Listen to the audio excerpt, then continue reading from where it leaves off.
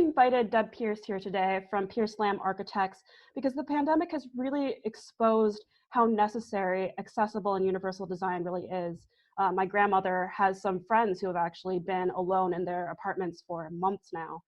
Deb, can you talk a little bit more about how the pandemic has changed the view of how we view accessible design? Oh, we've seen that AARP and various organizations periodically do surveys about how many people want to age in place versus say move to assisted living, and I think it's generally been about 85% up until the pandemic. I would suspect it's much closer to 100% right now. People really are looking twice at the home and wanting their homes to work for them. Maybe they're extended families that are gathering together, whereas before people would be in different houses. So we're all, kind of quarantining together. And so,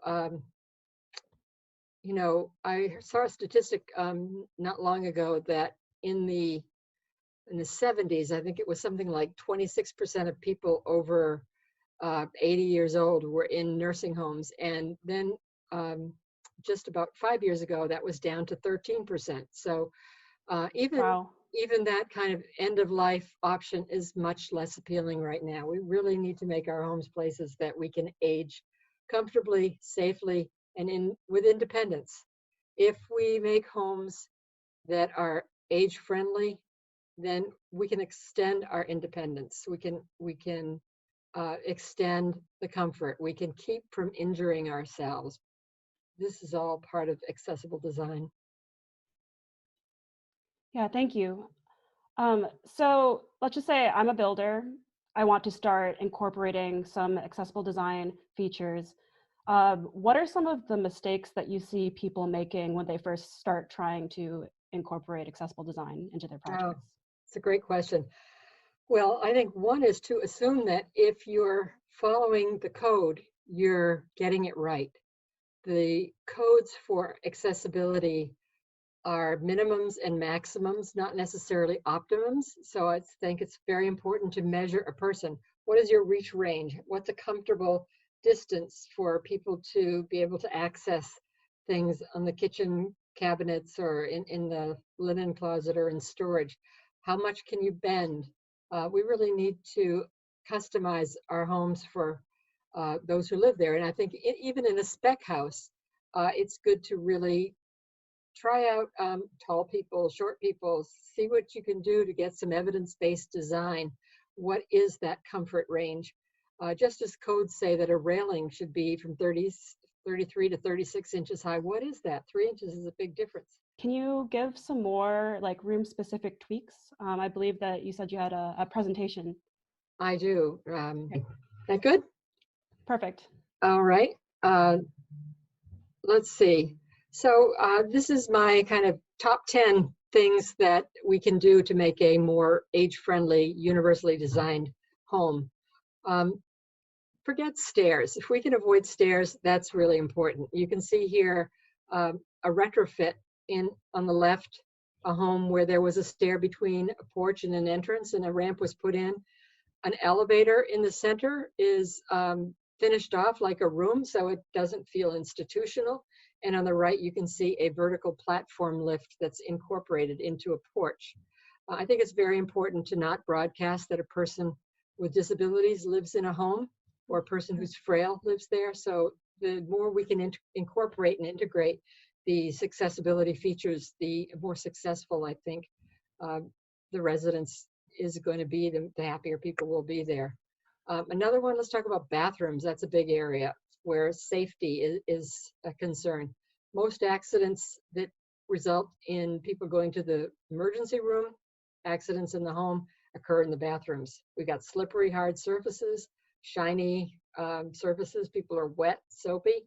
So a couple of features here that I like. On the left, you can see a removable base cabinets, so that when family is young and able-bodied, they use the sink standing up, but if they need to sit, they can roll out those base cabinets. Color contrast in the middle picture, as well as paneling on the walls that would be, say, more durable if the person's using a wheelchair. And on the right, a curbless shower and hand shower devices for fittings. Kitchens are very important. People think accessibility means that the space has to be bigger. No, it just has to be smarter. A very compact kitchen on the left, everything is within reach. It's a shallow dishwasher, so a single drawer type dishwasher. The freezer is on the bottom of the fridge, and on the right-hand side, you can see the wall oven is at counter level, and this counter is 29 inches. A couple other features I like here. You can see faucets, color contrast, cabinets that have drawers instead of doors at the base cabinet. And then the sink in the upper right is it's a shallow sink, and it's got the faucet to the side. Utility spaces, I think, are the new they're the new bathrooms in terms of like a place where you can really make a big impact in people's comfort and independence.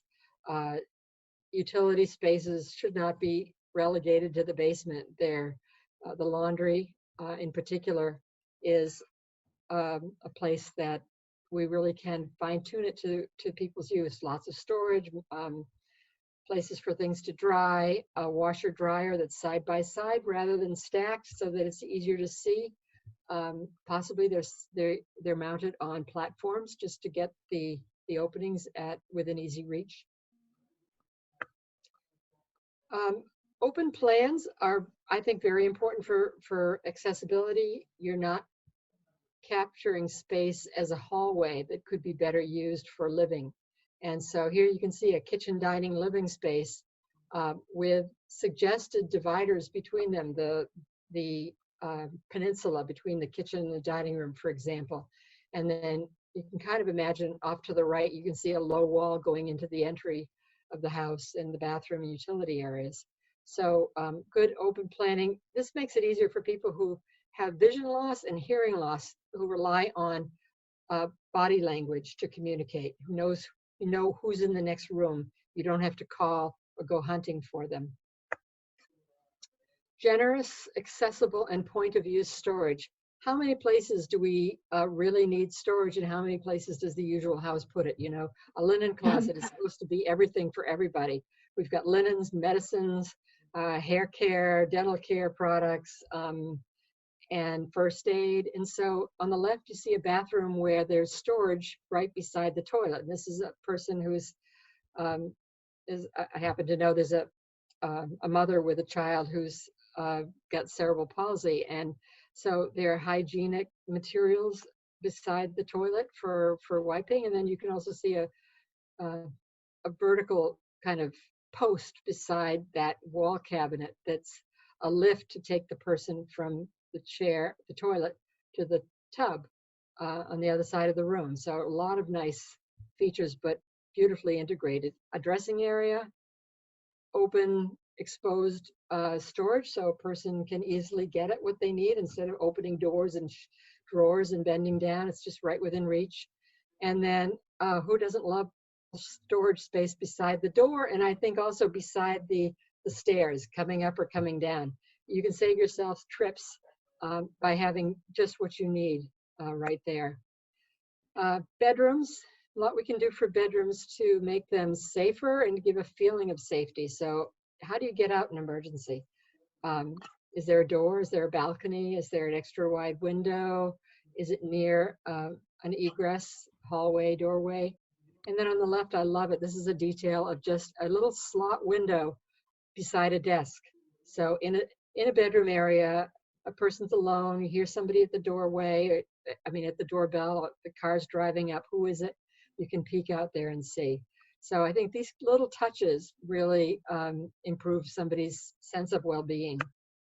And then outdoor spaces, paved pathways rather than say stepping stones, make it easier for someone with a wheelchair or with even a walker or a cane to find their way. And then curbs to the side of the pathway would help a person keep from falling off, of course, and also know whether they're heading, say, towards the house or away from the house, depending on what's on either side. And then on the right, I love this picture. It's in Berkeley, California, but how do you enter a house in a wheelchair when the site is so sloped. And so you can see the street slopes up to the right, and then the ramp slopes up to the left, and then there's another ramp that scissors back and forth behind the hedges. So again, as I said earlier, just beautifully integrated into the landscape without broadcasting that someone with disabilities lives there, somebody who's vulnerable. And finally, I just want to say it's just as important for us to think about what people want to do and can do as what they can't do, and to design for that. So I make sure that we always have understand people's hobbies and special interests, and how can we make great places for that to happen. You know, music making, game playing, gardening, um, one-on-one visiting, bird watching, whatever it is. Those are just as important.